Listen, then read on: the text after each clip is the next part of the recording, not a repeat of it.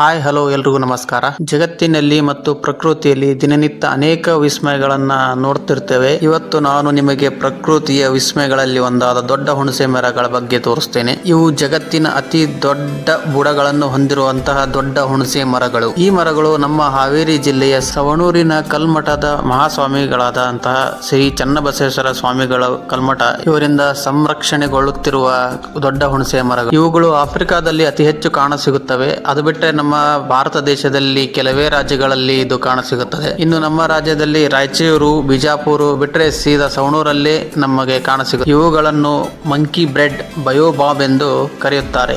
ಈ ಮರಗಳು ಸಸ್ಯಲೋಕದ ಬಾಂಬಿಕೇಶಿಯಾ ಕುಟುಂಬದ ಸೇರಿದ ಮರಗಳು. ಈ ಮರಗಳು 20-25 ಮೀಟರ್ ಎತ್ತರ ಮತ್ತು 30 ಮೀಟರ್ ಅಗಲ ದಪ್ಪ ಹಾಗೆ ಬೆಳೆಯುತ್ತವೆ.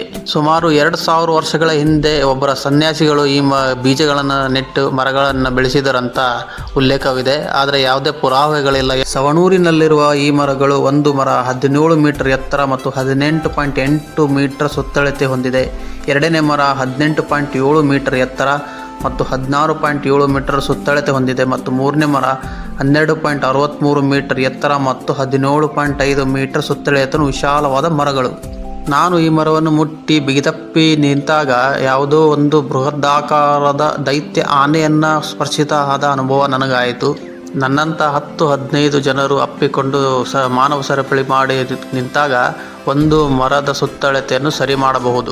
ಈ ಮರಗಳು ಅನೇಕ ವಿಶೇಷ ಗುಣಲಕ್ಷಣಗಳನ್ನು ಹೊಂದಿವೆ. ಈ ಮರಗಳ ಸಂಪೂರ್ಣ ಮಾಹಿತಿಯನ್ನು ನನ್ನ ಯೂಟ್ಯೂಬ್ ಚಾನಲ್ನಲ್ಲಿ ಅಪ್ಲೋಡ್ ಮಾಡಿದ್ದೇನೆ, ನೋಡಿ. ಈ ಮರಗಳ ವಿಶೇಷತೆ ಮತ್ತು ವಿಸ್ಮಯಗಳನ್ನು ನನ್ನ 2ನೇ ಭಾಗದಲ್ಲಿ ತಿಳಿಸಿದ್ದೇನೆ. ಸಿಗೋಣ ಮುಂದಿನ ವಿಡಿಯೋದಲ್ಲಿ ಸ್ಯಾಂಡಿ ಸ್ಟೋರಿಯಲ್ಲಿ.